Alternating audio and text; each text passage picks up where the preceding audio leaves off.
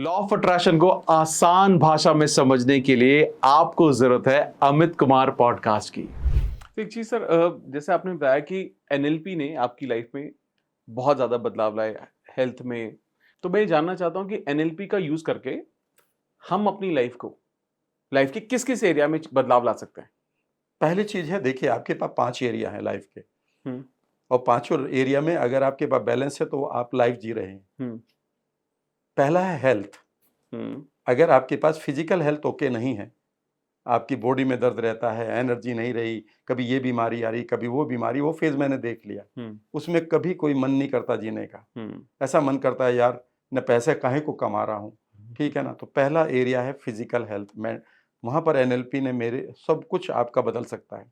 आप चाहे एसिडिटी के बीमार है, ये एनएलपी यानी कि माइंड से हो रहा है। आपका सारा गट, आपकी सारी जीन, आपके सारे हार्मोन, आपके सारे माइग्रेन और इसके भी परे जितने भी ऑटो इम्यून डिजीज हैं, सारी की सारी आपके माइंड से चल रही है। तो माइंड पर तो एनएलपी काम करेगी। दूसरा बड़ा एरिया है आपके सोशल एंड फैमिली कनेक्शन। यहाँ पर एनएलपी हेल्प करती है कि कैसे आप सामने वाले के माइंड को समझे। ये विजुअल आदमी है तो कैसे बात करें। मेरी वाइफ अगर ऑडिटरी है तो मैं उससे ये नहीं कहूँगा देखो, मैं उससे कहूँगा सुनो। अगर मेरा बच्चा काइनेस्थेटिक मोड का आदमी है तो मैं उससे ये नहीं कहूँगा सुनो, ना मैं ये कहूँगा देखो, नहीं तो चिल्लेगा यही कहते रहे तो क्या देखूं। उसे मैं कहूँगा फील करो, क्योंकि वो फीलिंग वाला आदमी है। इस तरह से आप अपने रिश्तों को बढ़िया कर सकते हैं। तीसरी चीज है आपका पैसा। याद रखिएगा, all the wealth lies in your mind. Amit, ये तो आप जानते हैं, सारा पैसा आपके दिमाग में पड़ा है। बिल्कुल।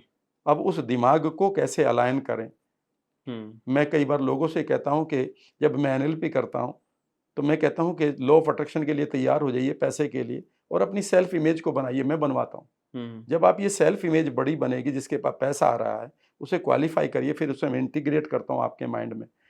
पुरानी इमेज को हटाता हूँ, पुरानी मेमोरीज को हटाता हूँ। पुराने आपके पास एंग्जाइटी पड़ी है, उसे आप एनएलपी से हटा सकते हैं। जिसको ये मानते हैं कि एंग्जाइटी जो आज आ गई वो गोलियों से ही हटेगी, नहीं नहीं, आप 2 घंटे के अंदर अपनी एंग्जाइटी से बाहर आ सकते हैं। आप अपने पेन को रिलीज कर सकते हैं पूरी तरह से। जितना भी बॉडी का पेन है वो आपका इमोशनल पेन है, जो कन्वर्ट बेसिकली बॉडी में केमिकल के रूप में, because every belief has its own biology. हर एक परसेप्शन की अपनी बायोलॉजी है। चौथी चीज है आपकी रिलेशनशिप्स, कि कैसे आप रिलेट करते हैं चीजों के साथ, दुनिया के साथ।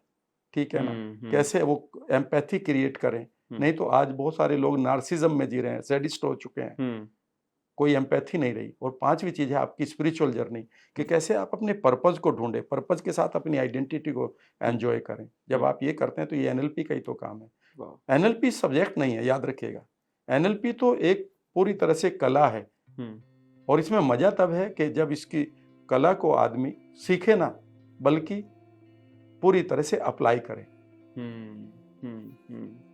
तो इसमें सर जो आपने 5 एस्पेक्ट बताए हैं, क्या इन सब के लिए कोई एक एक हम टेक्निक या टिप बता सकते हैं, सो दैट उनको अगर कोई भी इन एरियाज को लाइफ में इम्प्रूव करना चाहते हैं, जैसे हेल्थ है, अगर ओवरऑल हेल्थ को इम्प्रूव करना चाहते हैं तो उसे क्या करना चाहिए? देखिए 3 चीजें करनी होंगी।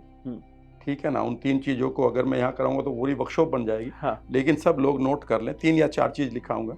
अगर आपको अपनी बीमारी से पीछा छुड़ाना, चाहे वो माइग्रेन है, चाहे वो आपकी एसिडिटी है, चाहे वो आपका गट खराब हो गया, चाहे किसी को इवन इससे भी बड़ी बीमारी है, मैं उनके नाम नहीं लूंगा, ऑटो इम्यून है, हेयर फॉल है, सोराइसिस है, विटिलिगो है इवन, या फिर थायराइड है, र्यूमेटॉइड अर्थराइटिस है। ठीक है ना।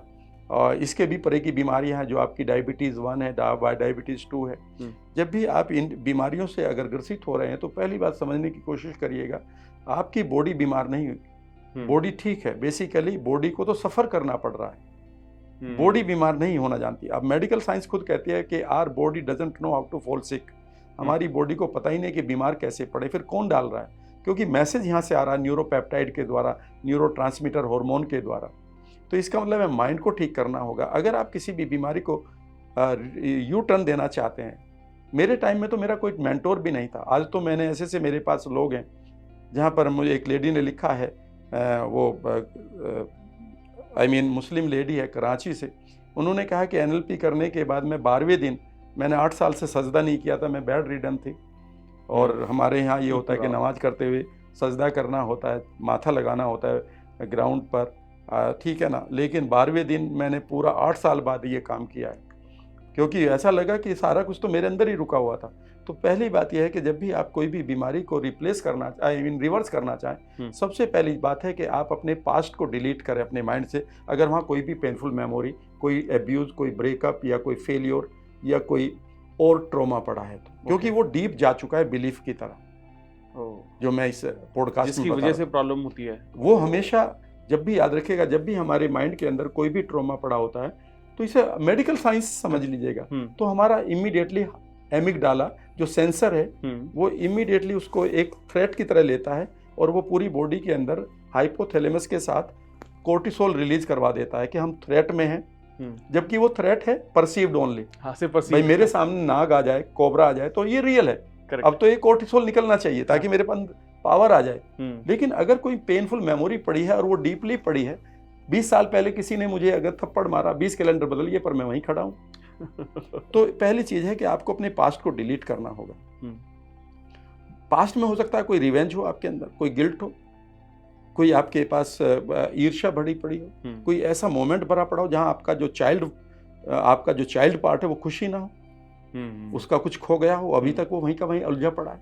आप लोगों के सामने बड़े हो गए, आपने पर्सनालिटी भी बढ़िया कर ली मैंने, पर मैं तो वहीं खड़ा हूँ, मैं अंदर से तो वो हमेशा मेरे अंदर कोर्टिसोल निकाल रहा है और जो मेरे पॉजिटिव न्यूरोट्रांसमीटर है उनको नहीं बनने दे रहा। दो में से एक ही बनता है, इधर आपके डोपामिन, ऑक्सीटोसिन, सेरोटोनिन, एंडोर्फिन्स निकलेंगे या फिर कोर्टिसोल निकलेगा।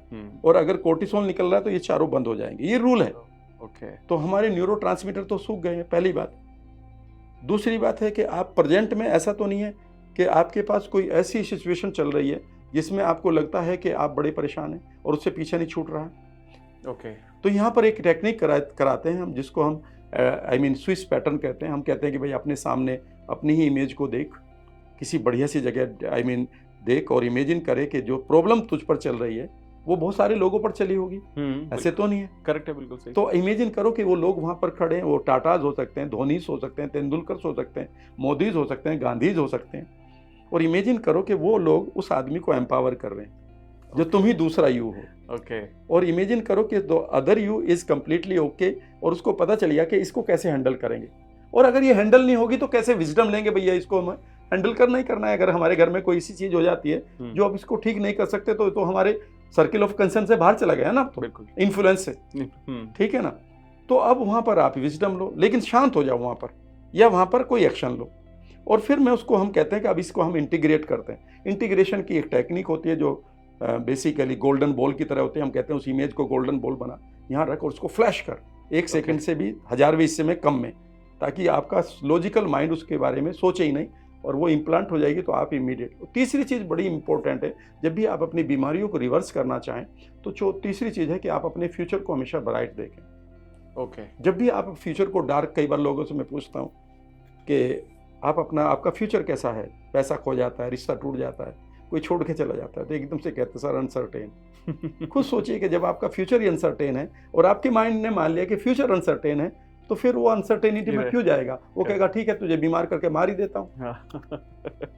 चौथी चीज एक और है बस, और वो है सबसे इंपॉर्टेंट चीज, कि आप अपनी वर्दीनेस को, अपने लायक होने की फीलिंग को कभी ना खोएं।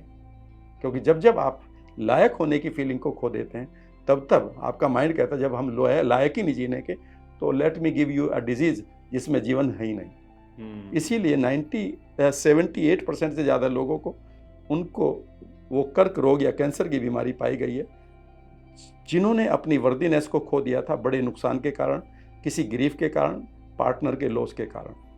माय गॉड, आई थिंक ये तो आई एम श्योर, ये मुझे ऐसा लगता है कि पता नहीं, अगर ये मैं चाहूँगा कि ये जो पार्ट है ना ऑफ जो भी आपने एक्सप्रेस किया, आई थिंक ये इंडिया में हर किसी के पास जाना चाहिए, सो दैट लोगों को ये समझ में आ सके कि हर चीज़ के क्रिएटर हम ही। अगर हम अपनी लाइफ में किसी डिजीज़ को फेस कर रहे हैं तो वो हमने खुद क्रिएट किए, और most of the time perception के थ्रू, परसीवरेंस के थ्रू। लेकिन अगर हम चाहें तो उसमें बदलाव लाना शुरू कर सकते हैं इन 4 चीज़ों को, 4 चीज़ों से कंप्लीट 4। ये तो 4 मेरे पास थी नहीं, मैंने तब कर लिया। बहुत बढ़िया सर, बहुत एनलाइटिंग है, बहुत कुछ समझ रहा हूँ, मैं भी सीख रहा हूँ। बहुत सही। Thank you guys for watching this podcast. अगर पॉडकास्ट की ये क्लिप आपको बहुत पसंद आई है तो आप यहाँ से इसके कंप्लीट पॉडकास्ट को भी देख सकते हैं, और साथ साथ आप अपना प्यार दिखाते रहें और इस चैनल को सब्सक्राइब जरूर कर दें।